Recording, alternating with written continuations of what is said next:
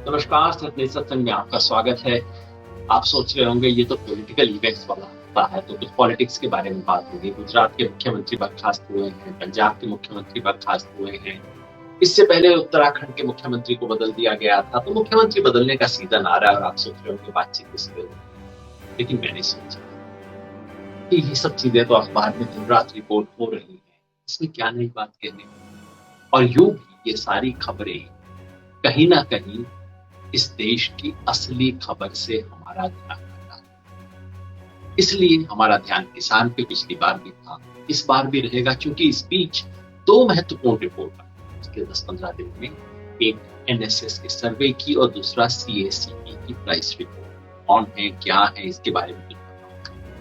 मुख्यमंत्री के बारे में सिर्फ इतना ही कहना चाहता हूं। एक जमाना हुआ करता था 1980s, जब कांग्रेस यूं दनादन मुख्यमंत्री बर्खास्त किया। ये जो तेलुगु देशम पार्टी है ना, पता क्यों हुई? ये पार्टी की शुरुआत इसलिए हुई कि राजीव गांधी उन दिनों प्राइम मिनिस्टर नहीं होते थे, कांग्रेस के शायद जनरल सेक्रेटरी हो गया, इंदिरा गांधी थी उस वक्त। वो गए और एयरपोर्ट के ऊपर आंध्र प्रदेश का मुख्यमंत्री उनको कायदे से नहीं मिला, तो उन्होंने एयरपोर्ट पे बर्खास्त कर दिया, घोषणा कर दी कि मुख्यमंत्री नहीं रहे।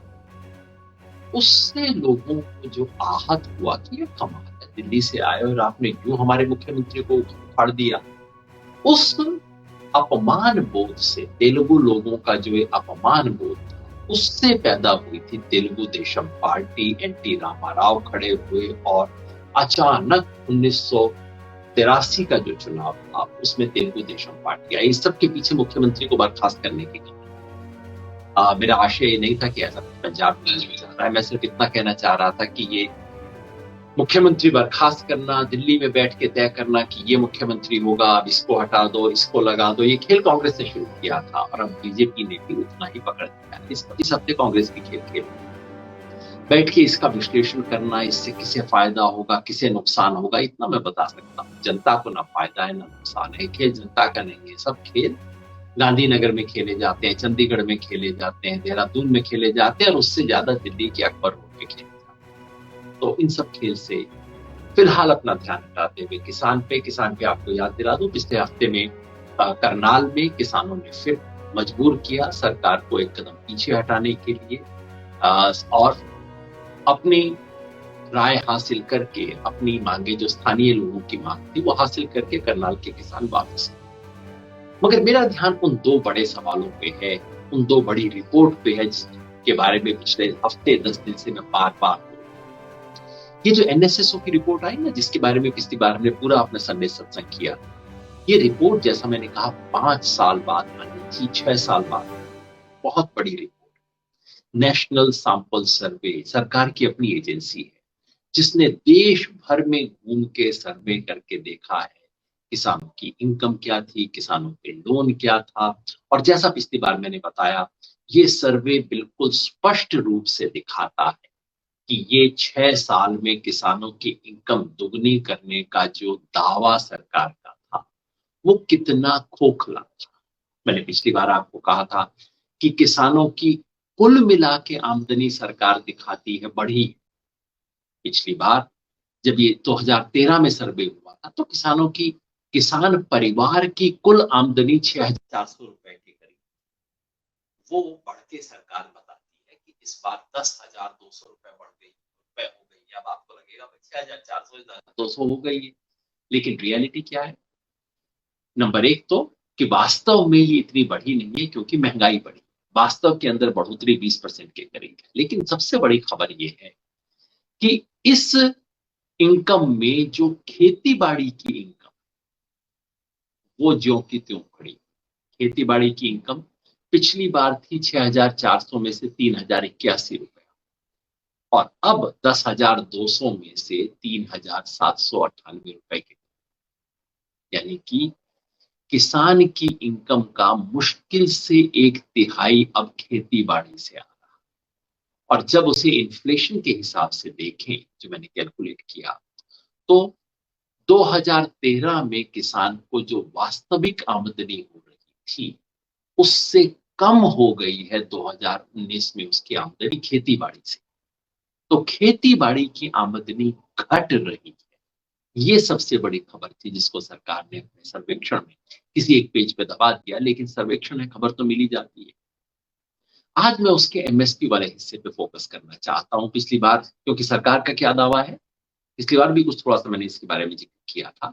सरकार का दावा क्या है? एमएसपी थी, है, रहेगी। पिछले 1 साल से आपको क्या बताया जा रहा है? देखो, किसान मुफ्त में बिना बात के पता नहीं क्यों शिकायत कर रहे हैं, खामखा इतना बड़ा आंदोलन चला रहे हैं।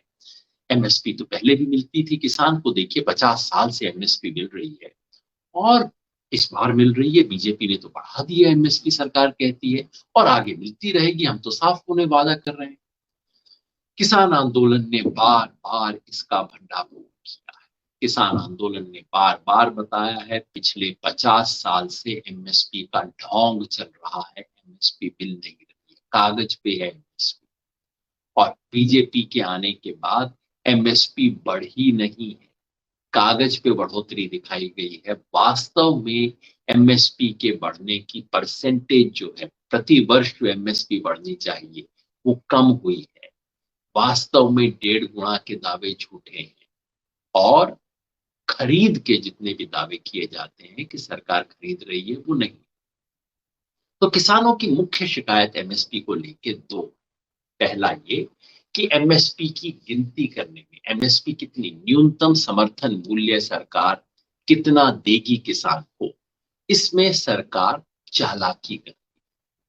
स्वामीनाथन कमीशन ने कहा था किसानों को उनकी संपूर्ण लागत का 1.5 गुना दाम मिलना चाहिए। संपूर्ण मतलब अंग्रेजी में कहें तो कॉम्प्रिहेंसिव लागत। सरकार ने क्या किया, 2017 से बीजेपी सरकार ने खेल करना शुरू किया। पहले तो आके इन्होंने कहा कि साहब संपूर्ण लागत पे 1.5 गुना कैसे दिया जा सकता है, सुप्रीम कोर्ट में हलफनामा दे दिया, ये इम्पॉसिबल है जी, ऐसी बातें नहीं हो सकती। खुद ही वायदा किया था इलेक्शन में, बाद में कहा हो नहीं सकता। और फिर आके 2017 से क्या खेल शुरू किया, पार्शियल लागत, जो आंशिक लागत थी, उसका 1.5 गुना देना शुरू कर दिया। और तालियां, बहुत बढ़िया, ये तो ऐतिहासिक घोषणा हो गया। हकीकत ये थी कि आंशिक का 1.5 गुना तो पहले भी मिल रहा था ज्यादातर फसलों में। तो किसान की पहली शिकायत ये है कि आप हमें संपूर्ण लागत का 1.5 गुना देने की बजाय आंशिक लागत का 1.5 गुना क्यों देते हो एमएसपी की घोषणा करते वक्त। इस बार इसमें सरकार की चालाकी थोड़ा और बढ़। मैं आपको एक छोटा सा स्क्रीनशॉट दिखाता हूं, पीआईबी की रिपोर्ट से लिया हुआ है। ये जो देख रहे हैं, पिछले हफ्ते जब सरकार ने रिलीज की अपनी रिपोर्ट, तो सरकार ने दिखाया आपको, पीआईबी की प्रेस रिलीज जारी की, क्योंकि जब भी सरकार एमएसपी की घोषणा करती है, मोदी सरकार का खास चीज है, हर बार कहते हैं ऐतिहासिक घोषणा, ऐसी कभी नहीं हुई, किसानों के लिए बहुत बड़ा सौगात। जैसे केंद्रीय कर्मचारियों के 6 महीने बाद डीए दिया जाता है ना, उसमें सरकार कभी नहीं कहती विशेष सौगात कर्मचारियों के लिए, नहीं साहब इस बार 6% बढ़ गया, इस बार 4% बढ़ गया, इस बार 2% बढ़ गया, है ना। लेकिन किसान को देते वक्त बैंड बाजा होता है। तो ये देखिए, सरकार ने किसान सरकार ने पीआईबी की अपनी प्रेस रिलीज के अंदर ये दिखाया कि कितनी वृद्धि हुई, कितनी पहले थी, कितनी वृद्धि हुई। तो मेरे इंटरेस्ट आंकड़ों में नहीं है, इस बार आंकड़ों को आप भूल जाइए। बस इस स्क्रीनशॉट के नीचे क्या लिखा हुआ है, कॉम्प्रिहेंसिव कॉस्ट। तो अब तक सरकार आंशिक कॉस्ट देती थी, उस पे 1.5 गुना कर देती थी। आंशिक कॉस्ट को सरकारी भाषा में A2+FL बोला जाता है।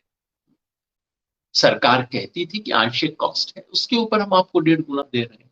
इस साल क्या किया, इस साल सरकार ने आंशिक कॉस्ट को ही कॉम्प्रिहेंसिव कॉस्ट कहना शुरू कर दिया।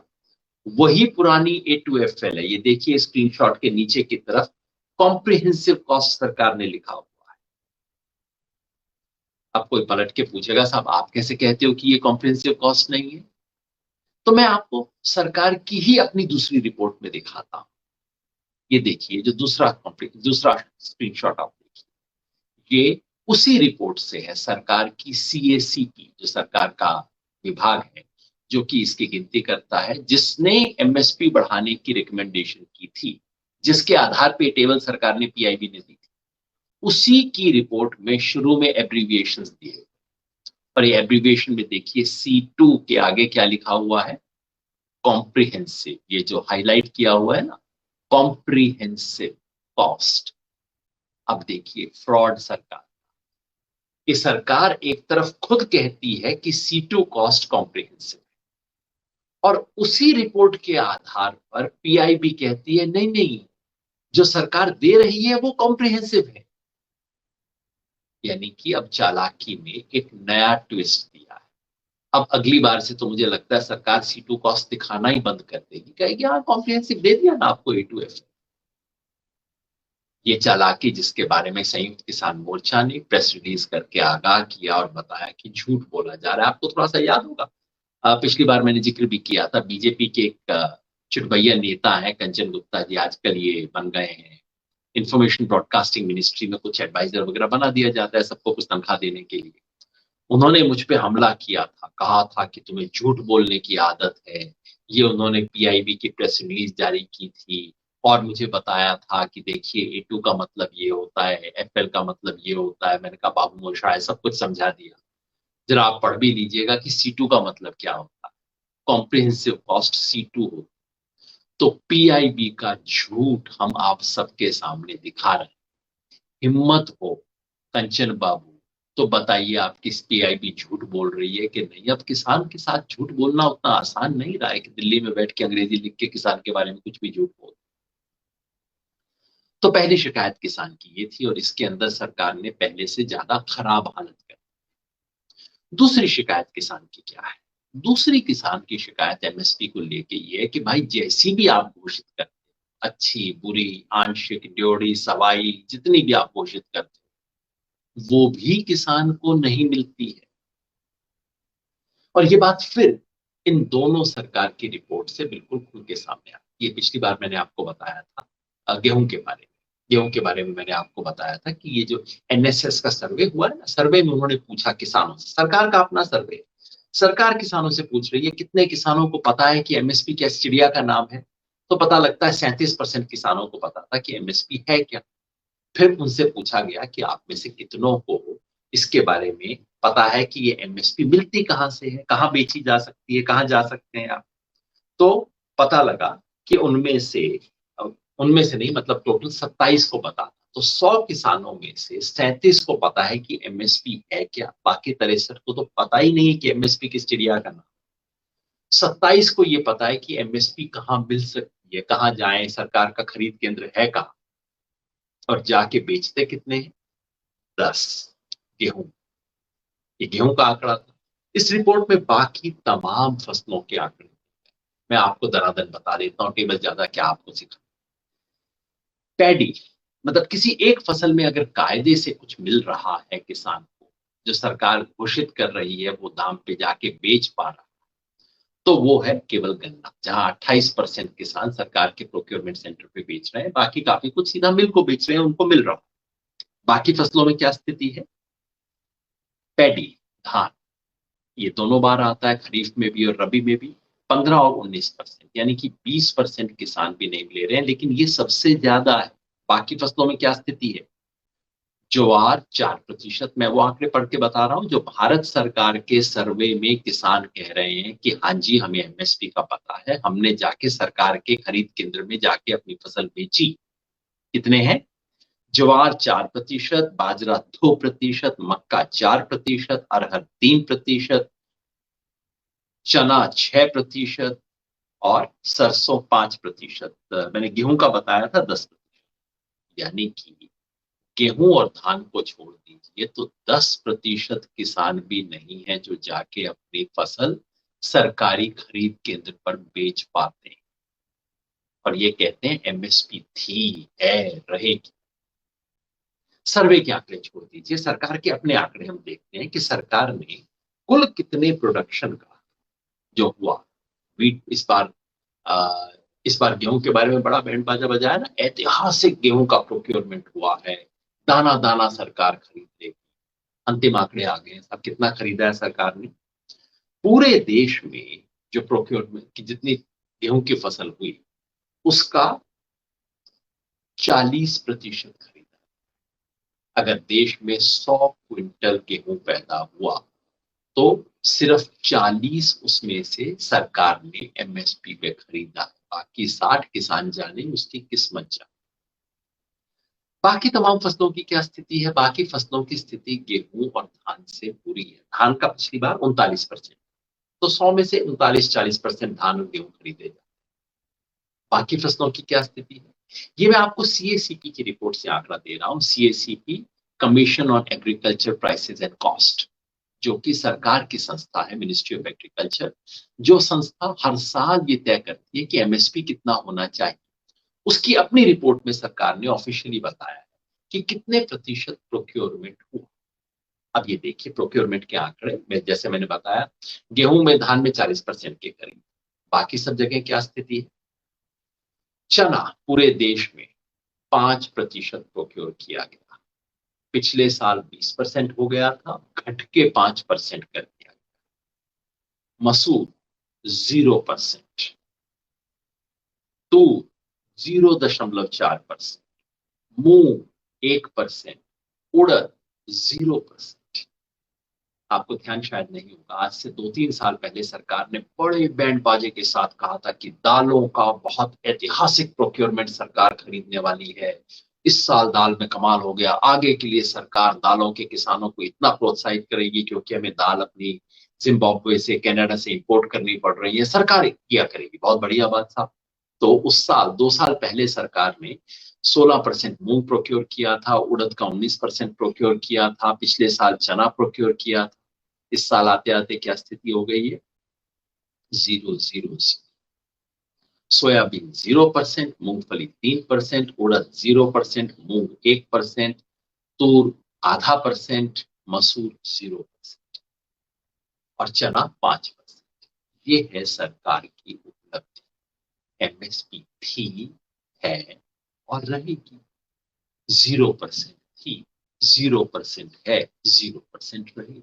0.5% थी, 0.5% रहेगी।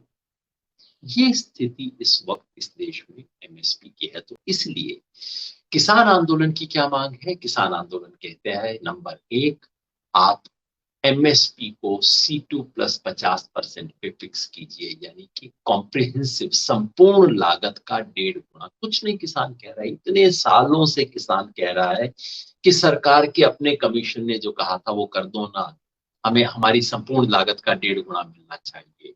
नहीं मिल रहा। पहली मांग किसान की। और दूसरा कि आप जो घोषित करो उस पे खरीदना सरकार के लिए कानूनी रूप से अनिवार्य हो, या किसान को वो दाम दिलवाना कानूनी रूप से अनिवार्य है। और ये कैसे हो सकता है? ये मैं इसलिए कह रहा हूं कि बार बार लोग कहते हैं साहब देखिए सरकार सारी फसलें कैसे खरीद सकती है। और हम बार बार स्पष्ट करते हैं कि भाई हम नहीं कह रहे कि सरकार 23 की 23 फसलें सारी की सारी खरीद ले। सरकार खरीद के क्या करेगी? सरकार 3-4 काम कर सकती है। नंबर 1, सरकार जितना खरीद रही है उससे थोड़ा ज्यादा खरीद सकती है, कई फसलों में बहुत ज्यादा खरीद सकती है। नंबर 2, सरकार मार्केट में इंटरवीन कर सकती है। इंटरवीन करके सरकार जब फसल का दाम गिरने लगे, सरकार वहां खरीद शुरू करे, दाम एकदम बढ़ेगा।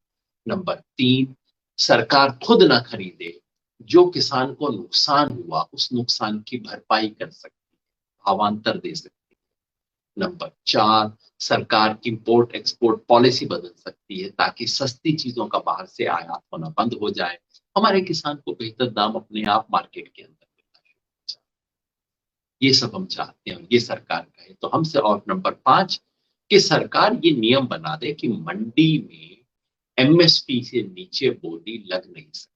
अब याद रखिए, सिर्फ ये नियम बनाने भर से काम नहीं चलेगा। ये मैं इसलिए कह रहा हूं क्योंकि आरएसएस आजकल इस खेल में है। आरएसएस का है भारतीय किसान संघ। देश में इतना बड़ा आंदोलन चल रहा है, ये लोगों के पास करने को कुछ है नहीं, खाली बैठे हुए किसान गाली दे रहे हैं कि तुम कैसा किसान संघ चलाते हो जो तुम इतने बड़े आंदोलन से बाहर बैठे हो। तो इन लोगों ने भी 8 तारीख से एक आंदोलन चला दिया, एमएसपी हमें हासिल करनी। और एमएसपी की इनकी मांग क्या है? कि व्यापारी के ऊपर शर्त लगा दीजिए कि मंडी में इससे नीचे पे खरीद हो नहीं सकती। हम भी कहते हैं कि ये लगा दीजिए, लेकिन ये कहते हैं बस ये कर दीजिए और हमें कोई जरूरत नहीं। ऐसे में क्या होगा? कानून बना देगी सरकार। कानून बनाते इस देश में कुछ लगता नहीं है। पूरे दिल्ली शहर के अंदर कानून है कि आप बाहर सिगरेट नहीं पी सकते। आप जाके देख लीजिए क्या स्थिति है। कानून बन जाएगा, कोई उसकी परवाह नहीं करेगा और सरकार कोई लागू करने की कोशिश करेगी तो आड़ती व्यापारी कहेगा भाई मैंने शटर डाउन कर लिया, तुम कर लो अपनी खरीद, मैं क्या करूं। तो सिर्फ ये कानून बनाने से काम नहीं चलेगा कि एमएसपी से नीचे खरीद नहीं हो सकती, ये जरूरी है लेकिन ये पर्याप्त नहीं। तो हम कहते हैं 5 चीजें कीजिए आप अगर एमएसपी किसान को दिलवाना चाहते हैं। इसके बारे में किसानों ने देश भर में आवाज उठाई है। पिछले सप्ताह एक विशेष बात हुई। पश्चिम बंगाल के किसानों ने, पश्चिम बंगाल के किसान संगठनों ने अपनी तरफ से एक कानून बना के पेश किया और देश और पश्चिम बंगाल की सरकार को कहा कि केंद्र सरकार तो करेगी, इससे हम झगड़ेंगे, वो हमारा चल रहा है, लेकिन राज्य सरकार क्यों नहीं इसके बारे में कानून बना, राज्य सरकारें खरीद क्यों नहीं शुरू करती। अब मुझे बेहद खुशी है कि इस कानून को ड्राफ्ट करने वाले और इसे पश्चिम बंगाल के सामने पेश करने वाले हमारे साथी अवीक साहा हमारे साथ आ रहे हैं, ज्वाइन कर चुके हैं। अवीक अवीक भाई बहुत बहुत शुक्रिया इस पे ज्वाइन करने का। धन्यवाद। क्योंकि ये जो आप लोगों ने बंगाल में शुरू किया है, अवीक साहा हमारे जय किसान आंदोलन के राष्ट्रीय अध्यक्ष है, मतलब दिल्ली की चलतू भाषा में कहा जाए तो मेरे बॉस है। अवीक भाई, ये जो बंगाल में आप लोगों ने नया इनिशिएटिव लिया है, क्योंकि मैंने तो ऐसा कहीं और देखा नहीं कि राज्य सरकार से आप कह रहे हैं कि एमएसपी आप लागू करो। अब तक तो किसान केंद्र सरकार से मांग रहे थे, आप राज्य सरकार से क्यों मांग रहे हैं और एग्जैक्टली क्या कानून आप मांग रहे हैं? योगेश जी, एग्रीकल्चर जो है, कृषि स्टेट सब्जेक्ट है कॉन्स्टिट्यूशन में। केंद्र सरकार जो फसलों की दाम एमएसपी घोषणा करती है वो एसेंशियल कमोडिटीज एक्ट, देश भर में राशन व्यवस्था चलाने की जिम्मेदारी जो केंद्र सरकार का है नेशनल फूड सिक्योरिटी एक्ट के तहत, उसके लिए जो खरीद होगी उसकी दाम घोषणा करती है। बहुत अच्छी बात है। इसके अलावा केंद्र सरकार के पास सचमुच टमाटर, बैंगन, आलू का एमएसपी घोषणा करने का संवैधानिक अधिकार ही नहीं है। लेकिन ये सब फसलें बाजार में आती है और 1, 2, 3 रुपया में बिकती है और किसान उसको फेंक के चला जाता है। तो फिर हमने देखा पिछले कुछ दिनों में ऐसी फिर खबरें आई, किसान फेंक रही हैं अपने फसलों को। जी, तो इसमें देश भर में ये कंफ्यूजन है कि शायद केंद्र सरकार को इसमें कुछ करना चाहिए। असल बात तो ये है, हर राज्य सरकार का जिम्मेदारी है इन सब फसलों के, जो 23 फसलें एमएसपी सीएसीपी घोषणा करती है, उसके बाहर जितने फसलें हैं, बंगाल में 100 से ऊपर फसलें हैं, ये सब की एमएसपी घोषणा करना और एमएसपी में खरीद होने की कानूनी गारंटी करना स्टेट गवर्नमेंट्स की जिम्मेदारी है। और हमने पश्चिम बंगाल में शुरू ये किया, लेकिन योगेश जी हमने 28 प्रदेशों के लिए ये कानून तैयार किया और एक के बाद हर स्टेट में हम इसको इंट्रोड्यूस करते हुए जाएंगे। तो पता नहीं ये आएगी या नहीं स्क्रीन के ऊपर। ये है वो the West Bengal farmers right to guaranteed remunerative minimum support price for agricultural produce bill 2021। ये पेश हुआ है, मुख्यमंत्री के पास चला गया और हमने चिट्ठी देके बहुत सरल तरीके से, जो लॉजिक मेरे हिसाब से कोई इसको चैलेंज भी नहीं कर सकता है, कि हमने कहा मुख्यमंत्री जी आप कहती है कि हम किसान आंदोलन को समर्थन करते हैं, इसका मतलब आप ये कह रही है कि किसानों की जो दिल्ली बैठे किसानों की जो डिमांड है आप उसके साथ खड़ी है। वो डिमांड है एमएसपी की कानूनी गारंटी हो, कानून बनाया जाए और उसको लागू किया जाए। यदि ये आप समर्थन करती है तो ये लीजिए कानून, आपके प्रदेश में इसको लागू कर दीजिए और ये मैसेज भेज दीजिए मोदी जी को कि आप जो नहीं कर पा रहे हैं, देखिए मैं मेरे प्रदेश में तो कर दी। तो इतना बड़ा पॉलिटिकल अपॉर्चुनिटी, इतना बड़ा सही काम करने का अपॉर्चुनिटी हमने बंगाल के मुख्यमंत्री के सामने रख दिया। अब चिट्ठी गई है, कानून गया है, अब उनका क्या रिएक्शन होगा ये तो मालूम नहीं है, लेकिन ये तय है। हमने प्रेस कॉन्फ्रेंस करके ये भी घोषणा किया कि अभी तो दुर्गा पूजा का मौसम आ रहा है बंगाल में, इस बीच मतलब आने वाला 15 दिन के अंदर यदि स्टेट गवर्नमेंट इसके ऊपर कोई कदम उठा लेती है तो बहुत बढ़िया। ऐसा भी कर सकती है कि हमें मीटिंग में बुला ले, कानून के ऊपर चर्चा शुरू कर दे, कोई कमेटी गठन कर दे। लेकिन यदि चुप बैठ जाती है सरकार, तो दुर्गा पूजा के बाद पूरे बंगाल में बड़ा आंदोलन होगा। और आंदोलन का समय इसलिए भी आ रहा है क्योंकि 1 नवंबर से बंगाल में धान की खरीद शुरू होगी, खरीफ की धान की खरीद, और वो उस प्रदेश की सबसे बड़ा फसल है योगेश जी। और 1868 रुपया का जो एमएसपी का रेट है, उसके बारे में भी दर्शकों को थोड़ा पता होना चाहिए। पश्चिम बंगाल सरकार 2019 में सीएससीपी को बकायदा चिट्ठी देके ये बताई है कि देखिए जी, हमारे प्रदेश में हमारे उत्पादन खर्च जो है किसानों का धान के लिए 1950 रुपया है, और हमारे समझ से 2100 रुपया एमएसपी होना चाहिए। 2 साल पहले की बात है। आज उस धान का, जिसका 1950 रुपया सरकार बताती है उत्पादन खर्च है, वो 1868 रुपया एमएसपी में, घोषित एमएसपी में बिक्री होने की बात है। लेकिन असलियत में अधिकांश किसानों को 1200 से 1400 के बीच में कुछ रेट मिलता है, और वो क्रैक परचेज सेंटर जो है सरकार के, उसमें वो बेच नहीं पाते हैं, क्योंकि वहां पार्टी के और स्थानीय जो गुंडे मवाली होते हैं वो कब्जा करके बैठे हैं। किसान से वो धान ले लेते हैं, अपना पेपर ले लेते हैं, और वही बिक्री करते हैं, और बीच की जो 400-500 रुपया है वो कमा लेते हैं। तो बड़ा आंदोलन नवंबर से बंगाल में आ रहा है, कानून पारित करने का, कानून के ऊपर किसानों को गारंटी देने का, और सभी किसानों का धान सही तरीके से खरीदने का। आने वाला कुछ महीनों में फिर मक्के की फसल आ जाएगी उत्तर बंगाल में जी। वहां तो आप लोगों ने पिछले बार भी आंदोलन चलाया था जी। वहां तो मंडी नहीं है, एक डिस्ट्रिक्ट है, एक जिला है उत्तर दिनाजपुर, जो बंगाल के लगभग 70% मक्का उगाती है। वहां उस जिले में एक मक्के खरीदने की एक मंडी नहीं है। 1770 रुपए एमएसपी है, किसानों ने पिछला साल 800-900 रुपया, मतलब आधा दाम में बेचा है। तो ये सब आंदोलन खड़ा हो रहा है, एक के बाद एक लाइन पे आ गया है।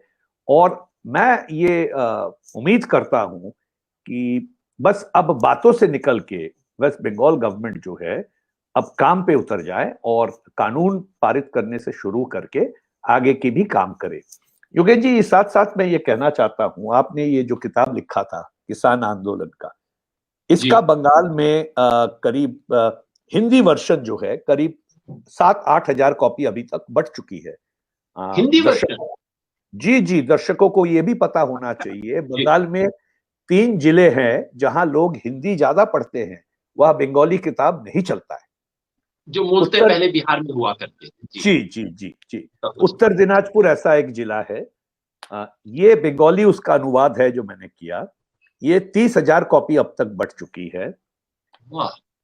और ये हालांकि बंगाल में नहीं बटी है, ये कन्नड़ा वर्जन है जो हमारे जय किसान के साथी कर्नाटक में बनाए हैं, ये भी लोग देखें। और इस तरह की किताब जो है किसान की लूट का पर्दाफाश, ये भी हम हर दिन का जो बाकी फसल, मतलब सब्जी और टमाटर, ये सब जो आलू इसका है, इसका ये बुकलेट निकालते हैं। और बाकी किसानों की रोजगार आमदनी के लिए जो उनकी परिवार में महिलाएं काम करती है, चाहे मिड डे मील स्कीम में काम करे, उनके लिए भी एक बड़ा आंदोलन शुरू किए हैं देश भर के। वो इलाहाबाद हाई कोर्ट के एक ऑर्डर आया था उसके आधार पर कि हर रसोइया को मिनिमम वेज के तहत पैसा मिलना चाहिए, जो महीने में बंगाल में आज के दिन 7,500 रुपया होगा, और उनको 15 साल का बकाया इसी रेट में मिलना चाहिए, जो हर परिवार को। आजकल मिलता कितना है उनको? 1500 रुपया योगेश जी। 1500? हाँ, मतलब बेगार वो जो है वो बेगार खट रहे हैं 50 रुपया दिन का। तो ये कुछ आंदोलन एक साथ ग्रामीण क्षेत्र में जय किसान आंदोलन और बाकी संगठन, श्रमिक संगठन मिलके शुरू किए हैं। तो मैं मानता हूं कि आने वाला 2-3 महीना, अंग्रेजी में कहूं तो it will be a very hot summer hot winter in Bengal. तो मोटे तौर पे समराइज करूं, ये जो आपका एमएसपी का कानून आपने बंगाल के लिए बनाया है और बाकी राज्यों के लिए, उसमें आप ये नहीं कह रहे कि भाई केंद्र सरकार की जिम्मेवारी छोड़ दो, राज्य सरकार पे डाल दो। आप कह रहे हो कि केंद्र सरकार तो करे, जो 23 फसलों की जिम्मेवारी केंद्र सरकार की है वो तो करे, लेकिन इन 23 फसलों के अलावा बाकी फसलें हैं जिसकी जिम्मेवारी राज्य सरकार भी ले। जी और केंद्र बिल्कुल। सरकार जो घोषणा करती है, उस घोषणाओं को, एमएसपी को जमीन पे लागू करवाने का काम भी राज्य सरकार ही करे। एग्जैक्टली। तो ये जो अपोजिशन की पार्टी, जिसको हिंदी में कहते हैं उंगली कटा के शहीद हो जाना, मतलब मुफ्त में अपोजिशन की कई पार्टी आजकल सोच रही है ना भाई किसानों के समर्थक हो गए, हम किसानों के साथ हैं, खुद करना कुछ नहीं, अपने राज्य में कुछ करना नहीं पड़ेगा। आप उनकी भी घेराबंदी धीरे धीरे कर रहे हैं, उनको भी जी किसानों के प्रति जवाबदेह बनाने की कोशिश कर रहे हैं। जी बहुत बहुत शुक्रिया अविक भाई इसमें, और जो जी तमाम आपने वहां स्थिति, जो बंगाल में जय किसान आंदोलन जिस तेजी से बढ़ रहा है और जिस तेजी से आंदोलन मुद्दे उठा के संघर्ष कर रहा है, आपके संघर्ष को सलाम, लड़ेंगे और हम जीतेंगे। बहुत बहुत शुक्रिया।